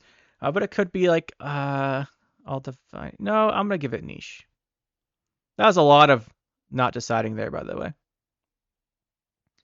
Next up, we have Philippa. Philippa Eilhart. So 3 for 9. She recently got buffed to 9, which means you play her Golden Necker. She's just cheaper. Deploy, spend a number of coins to seize an enemy. So if you have 9 coins, you can seize anything up to 9. It's on the face of it a 2 for 1 spend, because if you spend 5 coins, you get 5 back, and the opponent loses 5. But let's just look at, like, say 6. 6 is a pretty common number you'd spend to take a big engine or something. If you spend 6 coins with her, you're getting 12 points for those 6 coins, and then she was 3. So you've gotten 12 points, plus 3 is 15 points at the cost of those coins. If you're seizing a 9, you're getting 21 points for 9 coins. That's pretty good. The thing that really makes her better than she seems, like, she still seems pretty good. The value's really good. She's a fantastic spender because you can spend whatever number you want to grab something, and you're always going to seize an opponent, like seize an engine card, seize like a defender, seize something that has more value than just the raw points, right? You're going to take something that's worth more than just like the points on it. And overall, she's just really strong. I think she's really good right now. I wouldn't say she's deck defining, and I don't see her in enough decks to put her in excellent, but she's really good. Pickpocket. Good old pickpocket. 6 provision crime for 8 coins. Blind eye crime. This is just bad. There's better ways to get coins than this. The fact it gives you 8, usually over profit with this. You don't need to get 8 coins. And at 6 provisions, it's a little expensive. It's just not very good. Procession of Penance. This is a point slam card for Firesworn. It's a 13 for 6. It damages itself by 10. Ouch. Reduce the damage by 2 for each Firesworn you control. So if you have 5 Firesworns, it's a 13 for 6 point slam. That's really good. The problem is that there's usually better stuff to be doing. You could play things that spawn more guys. There's better payoff cards like Dies Irae. I'm going to give this guy okay. You can consider him in Firesworn, but I don't play him in it. I don't think it's worth it. Next up, we have Professor, King of the Mid-Range. At least he used to be. 6 for 11. Human Salamander. Deploy, place Bounty. Damage it by 4. So, just on the face of it, you play this with the Bounty and say the 4 damage kills it. You play this 6, put the Bounty, do 4 damage. 10, get the 4 coins back. 14 value. That's good value. It's pretty good for like a mid-rangey type card. At 11, it's a little bit more than you want to play. The problem with this is just for a mid-range card, it's a little expensive for not quite enough value. The Tribute 3 ignores the armor is kind of nice against certain engines, but I think Professor just doesn't quite have it at the moment. I think he's just a little weak, just a little bit weak. I think he's maybe like 10 provisions. He plays a mid-range card, maybe be consideration of Bounty, but Bounty doesn't really need him. So you have the other stuff. I'm going to give him a weak, I think. I think he's weak. He's a hard card to consider buffing, right? Because these point slamming mid-range cards are ones you don't always want to buff too much, but yeah. Next up, we have Prophet, another Northern Realms carryover card. Must have canceled my Syndicate tag here. So Prophet Lebioda, 8 for 8. Whenever you play unit next to it, give shield. Meme card. Sure, it protects engines, right? Like you can play it, then put your engines next to it, your scribes, whatever, so they don't die. But really, it's not worth it. There's far better things to be doing than this. It just has no real use. Like there's no shield synergy in Northern Realms. You can argue there's shield synergy here. There's not. So no. And you're gonna find the pretty common thing here. Oop, not to go. What are you called? What are you called? How do I forget this thing's name all the time? I always forget this guy's name. Syndicate. Okay. Pugo, not Tugo. Pugo Boombreaker. 11 for 7, Ogroid Cut Up. Damage a random ally by 3. 8 for 7 value if you do the 3 damage. Ideally, you hit a token or something with damage, like armor or something. And there's no damage allies, damage self by 5. This card is completely terrible. No one plays this in the faction. The only thing you could argue is you could maybe play it with like Firesworn. It hits a token, or it's not, doesn't have synergies with the faction. Just don't play this. All right, we're gonna go through some real quick here. Actually, love this. Rico. Halfling, Agent Blind Eye, 1 for 6. Whenever opponent has a unit while he's in your hand or deck, set this power equal unit's power. We talked about all these crossover ones we already talked about as well, so I'm going to go through them pretty quick for some of them. This is only a Nilfgaard card with Vilgefortz. Or with Variance. Never play this in this faction. The only thing you can say for this is it can be a Tatterwing card, but really, no. There's better stuff even if you're going to do that. We have Roderick. Duet. So 4 for 6 with an armor, veil, order, spawn and play a Flaming Arrow's Footman, and at the end of your turn, if you haven't used the order, gain a coin. It's just not good enough. It's only a Firesworn card. It's not good enough to really. I'm gonna put this in weak. I think it needs the treatment of like what's her name, Hershka, and the other ones. I think he was 5 power. Maybe you'd have an option there because you're only getting 1 coin a turn at the end of the day, and he's just too easy to kill. It's too easy to kill. Next up we have, what is this? The Sacred Flame. That's what it is. Where is it? Firesworn. It's an artifact. 8 provisions. Spawn and play a Zealot on each side of it, so at face of it's 4 value, and then it has order boost all Firesworns by 1. This can be a really big order. I just tend to not like this card, but it's an alright card for Firesworns. I'll give it good because I've seen a lot more people play this. I don't play this in Firesworn personally. I like other stuff better, but I have seen people play this and it's fine. So it's probably a good Firesworn card. It's just not one I personally like, but that's not going to lower its rating for me. Yeah, it has a good payoff to the Firesworn stuff. It does spawn guys. I just really think this should have had Resilience. Just saying. I think it should have had Resilience. Gregory. 5 for 14. Doomed. Now, this is a Firesworn card. So, boost self by 1 for each unit you control and gain a coin for each Firesworn. This is Form 1. Usually play it in Form 2. Form 2 lets you do damage equal number of units on its row. So, usually like 8 or 9 damage because you swarmed a bunch. And then it's has an insanity fee. It kills itself and boosts all of your guys by 1, damages all the enemy by 1. This is absolutely a key card. This is probably, along with Cyrus, the best thing in Firesworn. Cyrus is up here because you can play him outside as Firesworn, but this is the Firesworn deck defining card. Best thing in Firesworn. You play this even in round 1, like you can see, because you're insane value. In like a long round 3, you get the insanity effect to the second form. It can do like 40 points or something. Really great. Technically, you can get even more than that, but I'm trying not to say both players have 18 units on the board. Salamander. This is the ultimate meme card. Ultimate meme card, so we already know where this is going. Not in the meme tier, because its deck, there is a deck for it. So 1 for 9, that is possibly the worst stat line we've seen so far. Profit 1, I mean, that's also completely terrible. The fact that it has 1 profit is usually meaningless. Usually. Deploy poison a unit. Okay, no one's ever going to do that. The only thing you ever do is Tribute 9. Tribute 9 poison every unit, and its profit is increased by 1 for each Salamander unit. Usually you playing this in a poison-heavy deck. Like, usually you have like a couple Salamandras to get like 1 or 2 extra profit. You have to play this with Jackpot most of the time, though, to get the coins back. And, because you're playing this with Roland to pay off the Jackpot. When we mentioned Roland, Roland is the ultimate jackpot payoff card because it takes this poisons everything. Say you poison like 10 units with this. Roland sees you poison to 10 units, and then he gets 20 points. You're in jackpot. He turns them all into like 20 coins. He turns them into 20 points. Salamander's deck is pretty bad. The Salamander deck is bad. If the opponent knows what you're doing, you all like 99% of the time lose. But it's a fun combo deck. It is a lot of fun to pull off the Salamander combo. Some decks don't have an answer to it. Sometimes they don't realize what you're doing until after round 1. But at the end of the day, it's a pretty low tier card, but low tier deck. But it's like the best card by a mile in the deck, and you play the entire deck around it. So we're gonna give it niche for that. It has a spot. Then we have Salamander Hideout.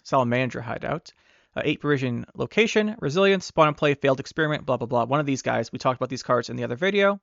Really, you're usually going to go for, well, you usually go for failed experiment, unless you have a reason to go for the other ones. You're playing a poison heavy deck. The reason this card gets played is mainly because it is a good way to set up your Salamander combo, because it has the ability to move a poison from allied unit to another unit. So let's let you do a double poison. If you poison one of your own guys, you can then poison an enemy guy and move one of your poisons to them, do a double poison and kill it. It's 8 provisions. It's a not bad target for Golden Necker, although usually you do Conjurer's Candle and this, potentially both in the same deck. I'm going to give this good. It gets played in a bunch of different decks. It gets played in Golden Necker decks. It gets played in Poison decks, which are decent. Like, there's a decent number, not self-poison, like Poison enemy type decks. It's got a lot of uses. It's got enough uses, I think it's good. It's a decent amount of play. Same with our next card here, not Saul.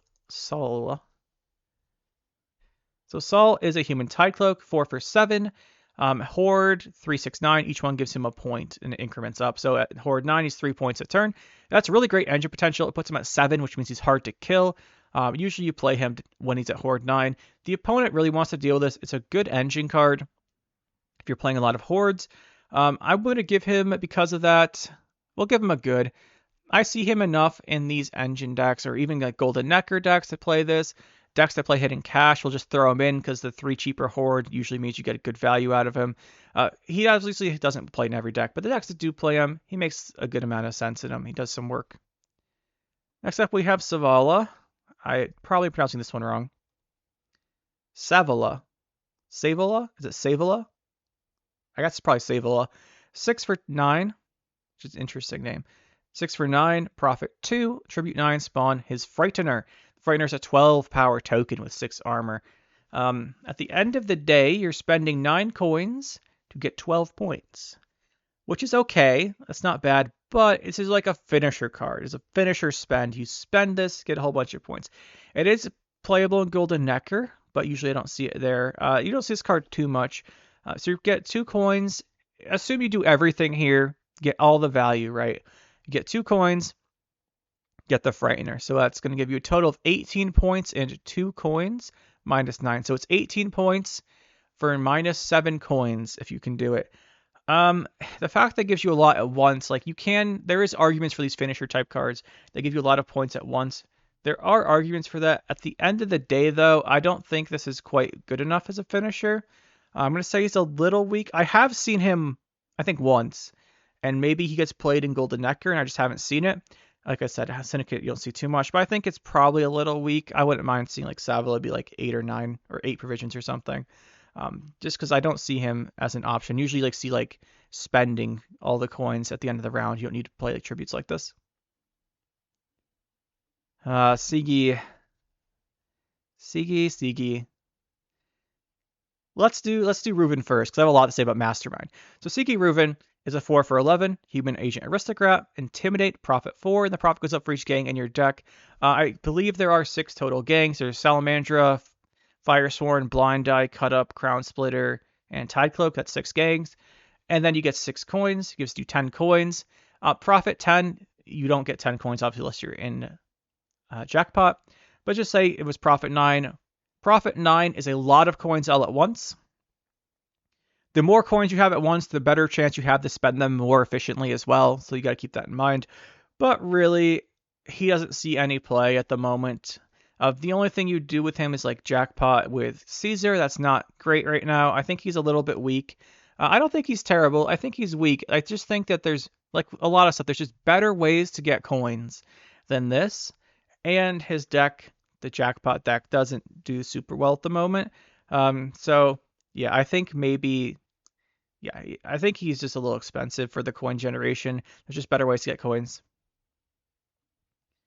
But Sigi Ruben Mastermind, this will always, and I mean always, this card will always have a special meaning to me, because we got to reveal this card for Gwent officially. So I'm always going to have a little bit of a sentiment towards Sigi Ruben Mastermind, as we got to reveal this card, and I'm pretty sure he was the strongest card of this set. When I saw that for the reveals, they sent us like the reveals, and then I saw this, I was like, this card's broken. But obviously I can't say it's broken in the reveal video. If you ever want to go check out the reveal video, it's on the channel somewhere. I didn't want to say it was broken in the video, but as soon as I saw this card, I was like, what are they doing?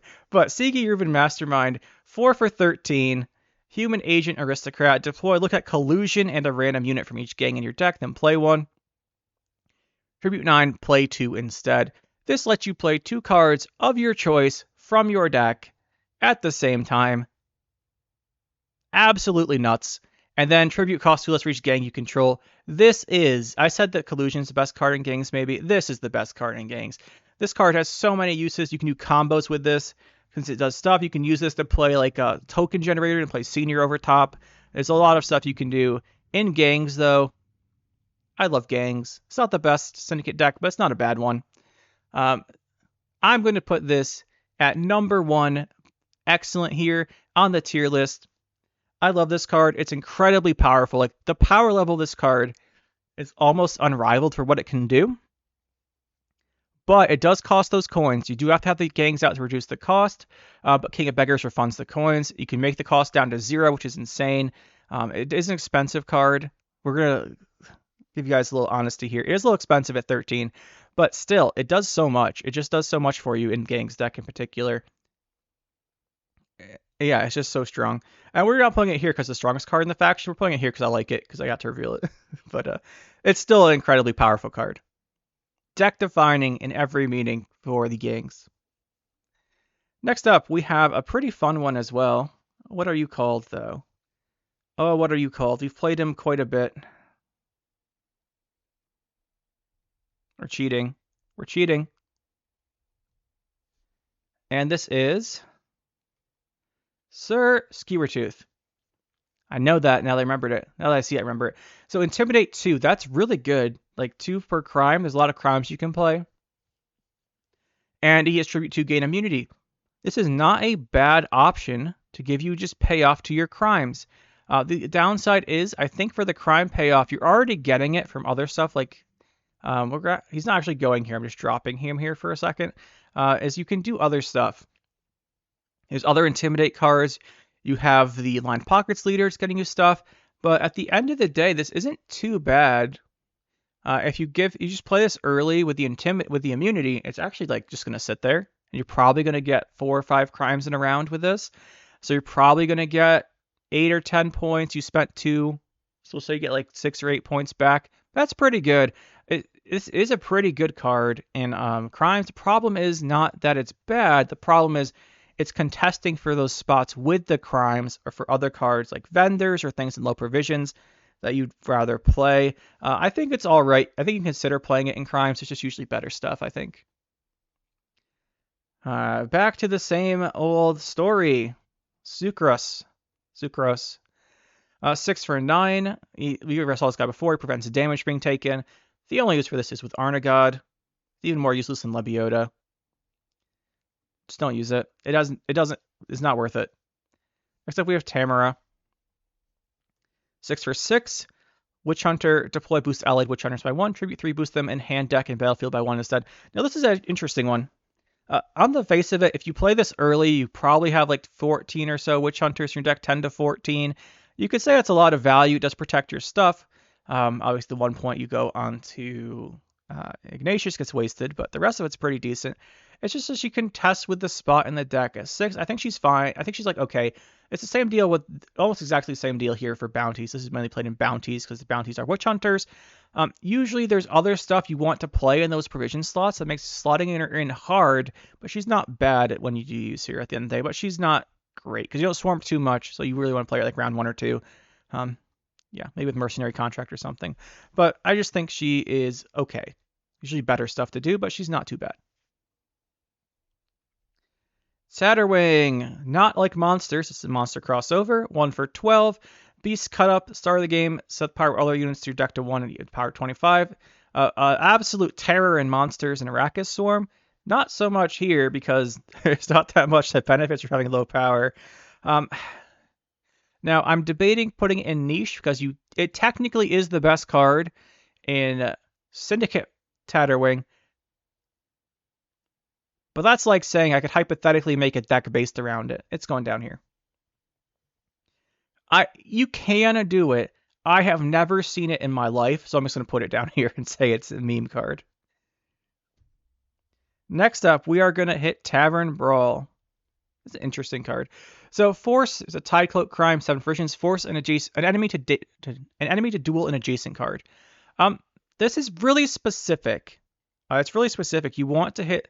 For this to be good, you want to hit your opponent to have 2 really tall cards and have one hit the other and kill it. It's an interesting way to remove stuff. I just think that this card is a little bit weak. I think it's weak. Sometimes people play this in Golden Necker crimes, but really I only seen a couple times. And it's really just too specific, I think. If they have 2 tall cards, you probably want like poisons or something to punish them anyway. Or just a damage card. Next up, we have Oh, I can't. Why do I forget everything's name all of a sudden? What are you called? The Brute. That's what it is. The Brute. 13 provisions, 6 power, profit 0, deploy 0, and they both go up throughout the game with your bounties, right? The profit's the number of bounties you put out, and that boost is the highest power thing with bounty you killed. If you kill something like, say, a boosted Melusine, this is huge. Usually this is going to be like 6 points. Against like monsters, you kill like griffins and stuff. 15 points with like 6 coins or something, 7 coins. It's actually a ginormous finisher. Ginormous is definitely a word. I'm going to give this deck defining, I think, for its place in bounties. What else do we have up there? Nothing for bounty, actually. Stick it here. I think this is really deck defining for bounties. I thought I put Ignatius up here. Oh, there he is.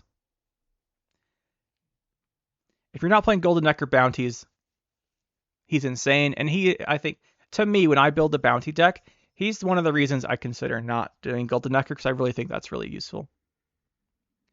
Next up, we have Sausage Maker. An interesting one here. 6 for 9 with Intimidate. And profit 3, and then fee 3, gain resilience. So it's really 6 for 9, gain resilience, because usually you're going to use the 3 coins from this. Obviously, you can order it differently. As 6 for 9 resilience is alright. We see better resilience cards, obviously like Ciri. Even like in Northern Realms, theirs is better. A lot of the dwarves are pretty similar, but they give you more value.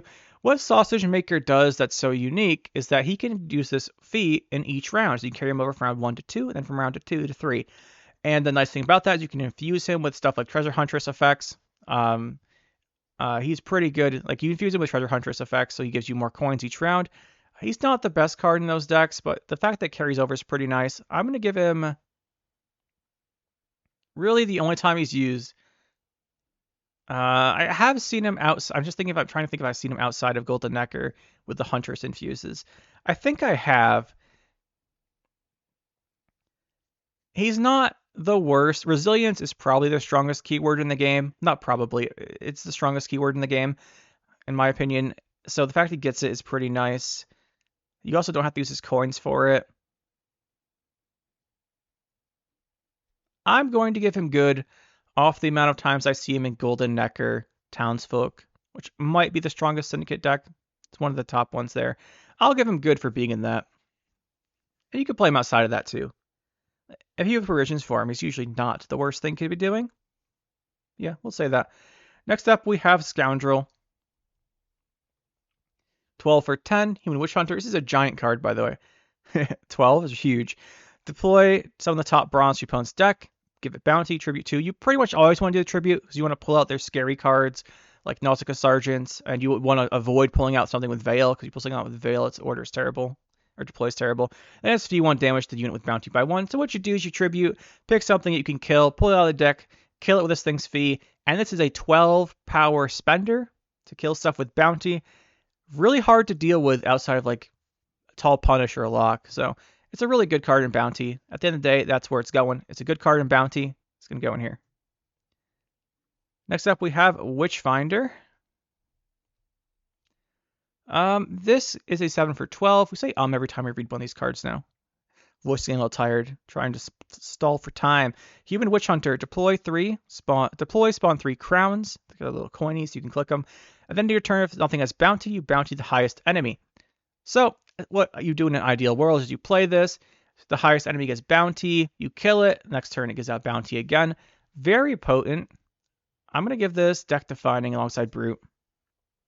These two are the big reasons you don't want you play not Golden Necker Witchers or not Golden Necker Bounty. This is like the reason you play Golden Necker one because you can still fit it. I think they're good enough. We'll put them there. You definitely want to have them in those bounty decks. Next up, we have Tin Boy.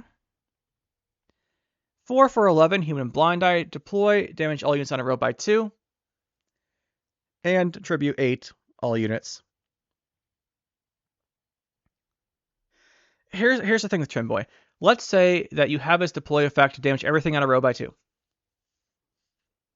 Okay? Say they have 9 units, that's 18 value, plus 4. However, if you want to just damage everything on a row by 2, you have like Crushing Trap, you have even like Lacerate and Neutrals, you have Surrender.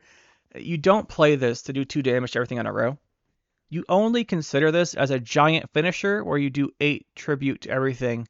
And then sometimes you don't, that's not worth the tribute, and you just do this. At the end of the day, Tin Boy is just bad. He's too expensive. There's far better ways to use your coins. The upside of him being able to do damage to a row or that all units, there's not enough swarming really for this to be good. And even for this sometimes, like most decks I play against, don't get that many units out. Sure, it's a finisher, but 8's a lot of coins to spend, and there's far better ways to use them than this. But if he were to be cheaper or something, I would consider him maybe. Next up, we have Tunnel Drill. 5 for 7, that gives 2 coins, and fee 2 damage, 3 cooldown 1. If you play a crime, reduce cooldown by 1. So you play this, you put out 3 damage. The opponent doesn't kill it, you do 3 damage again, play a crime, 3 damage. A very potent damage spender. It's a 3 for 2 spender, which is really good. Like, that's a really good ratio spending, and it's damage. It gives you so much control reach with like specials and stuff that this card is going in excellent. It's played in a ton of different decks in the faction. Bounties love this, crimes love this because the crimes are re-triggering it. Even like gangs will play it for like damage sometimes. Golden Necker loves it for more damage. It just has a lot of uses. It's played very widely. Next up we have Ulrich. 3 for 2 with 10 provisions. Intimidate. Deploy, spawn, and play a base copy of a bronze Firestorm from your hand and devotion boost it by 2. I'm going to say something a little controversial here. Now, this is really good in Firestorm, don't get me wrong. Even outside of Firestorm, because this just plays mainly Firestorm. This gives you an extra Fallen Knight, right? Extra Fallen Knights are insane. I'm not going to say this is deck defining, though. I'm going to say it's good. It's just a good Firestorm card like Helvide. It's good. You don't have to play it. I find I like other options than Ulrich most of the time, personally, but I might be weird. I like putting more control in my Firestorm decks. You can play him outside of Devotion, actually. It's perfectly fine to play him without the Devotion effect, in my opinion, if you really want the extra Fallen Knight. But obviously in Devotion, you keep boost the guy up by a little bit. But I think it's just a good Firestorm card. Next up, we have Bank. Bank. Profit 4, 9 provisions. Look at the top card of your deck, plus 1 more for each coin you have. For the longest time, I thought this was just 1 for each coin you have. You had no coins, you didn't see any cards, but obviously that was wrong. Play the top. I learned it like last year or something. Play the top card for free, or play the other card for each coin. By paying coins equal to the distance down in your deck, it is basically. Now, this is a tutor card. Gives you 4 coins. Obviously, if you see something in the top 5, you're like really happy it's just found the card. The one thing we're going to say real quick here as we put this at right behind Sigi here for being amazing is it doesn't have any tags on it, which I always thought was weird. It has not like a single tag. But the thing with Devotion decks is Devotion usually lacks control and it usually lacks consistency. The Devotion decks that have both tend to be really strong. Or factions, I should say. This lets you do Devotion and Syndicate so nicely for the consistency. Fantastic consistency. It even gives you coins on top of your tutoring sometimes. Just super strong. Very consistent. Amazing card. Is this Walter? I think this card's named Walter. Walter. I won't mention the lore on this guy. If you don't know the lore for this, I'm going to be pretty surprised for the artwork here. But if you don't know the lore, same thing with Pavko. Kind of surprised at this point. So 4 for 8, human, and if you don't know it, just look it up. It's because it's interesting. I don't want to spoil it. Deploy, create and play a bronze Syndicate card. So you know how there's rune stones? Syndicate is the only faction without a rune stone. Instead, we have Walter Veritas, which is worse than a rune stone. It's worse than a rune stone. 8 provisions to make a random bronze Syndicate. Create, or I should say, yeah. This is the memeiest of meme cards. And I don't mean this in a bad way. Like, some cards are meme, not because they're terrible, but because they're kind of fun. This is a fun meme card that is kind of fun to play around with, but at the end of the day, you don't want to do it. It's just funny that it's in the game. Oh no, not the next one. We have 2 in a row. Wheel of Pain. Pains me whenever I play this. I have played this. So it's a 6 provision special, crime cut up.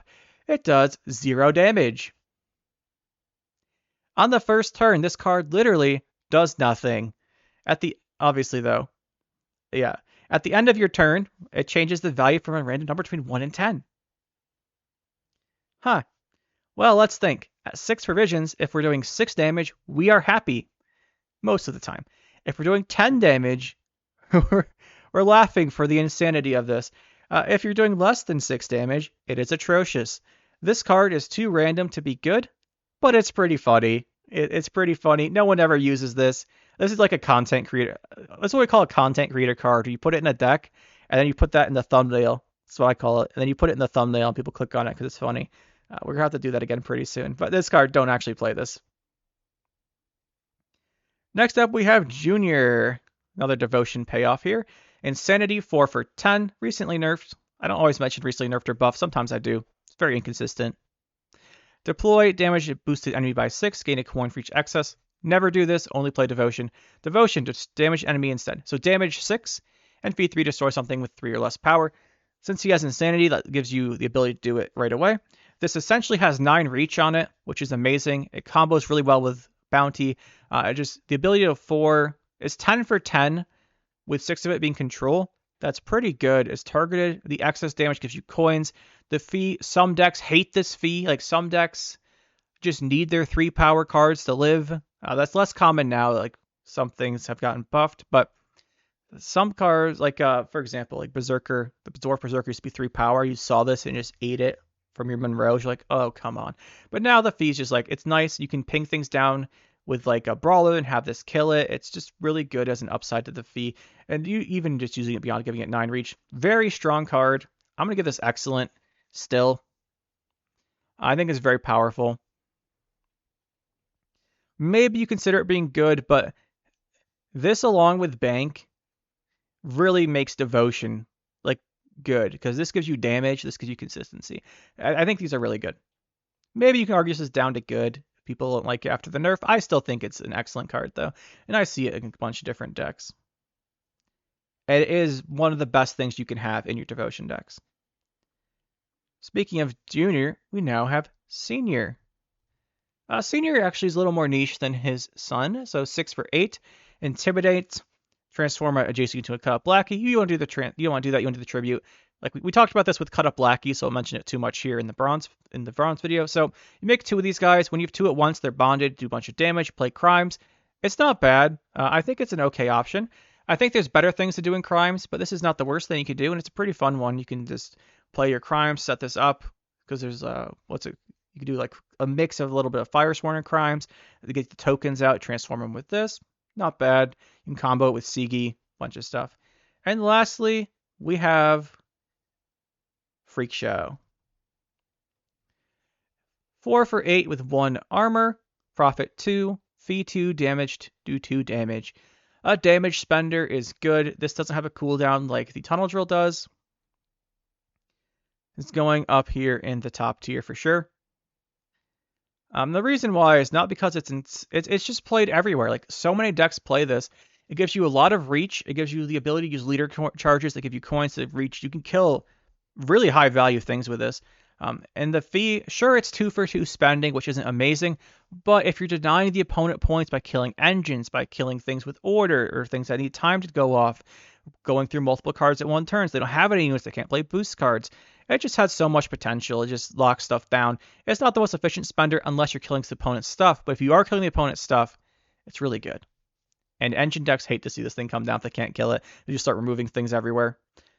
Also, the premium art on this one, I love it. So I think that's the last card. That is the last card. And we finally got it. We did a tier list without messing up any of the cards in the image file I imported. Love it. So overall, let's go through real quick and look at the tiers here. I'm just going to go through and see if there's anything in the tiers I think doesn't belong. So we just look through these. I think all these cards pretty much are about the same power level. This one was, I think it's good enough. Yeah, we'll keep them there. Yago, I don't see so much anymore that I could consider moving him down, but I think I like him up here because the power level is still good.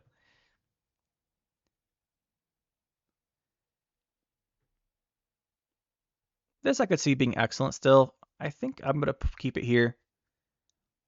Because I think the alternate coins are a little bit more common. Still good though. It doesn't define the deck, so it's just a really good card in them. I could see Caleb going up here because of Golden Necker bounty. It's really important for Golden Necker bounty. Get out more bounties during in it.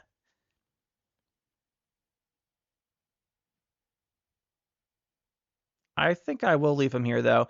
I could see the argument. If you like Golden Necker Bounty, I could see this being here. Casimir and Eveline. I play them in Crimes. They're not the best cards in Crimes. Yeah, this is good. Gord, I'm pretty happy here. I don't think it's as deck defining. I don't see it too much anymore. Pretty happy with this.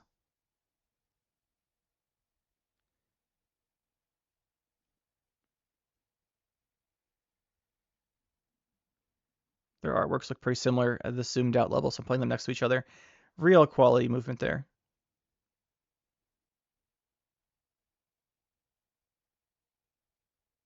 Yeah, we'll go with this. I'm happy with this. This is the Syndicate Gold's tier list. Let me know what you guys think. What did I put in the wrong spot? Like I said in the beginning-ish, this is my least played faction. I have less than 1,000 games with it. So if I'm misplacing anything, please let me know. But either way, hopefully you enjoyed, and we'll see you next time.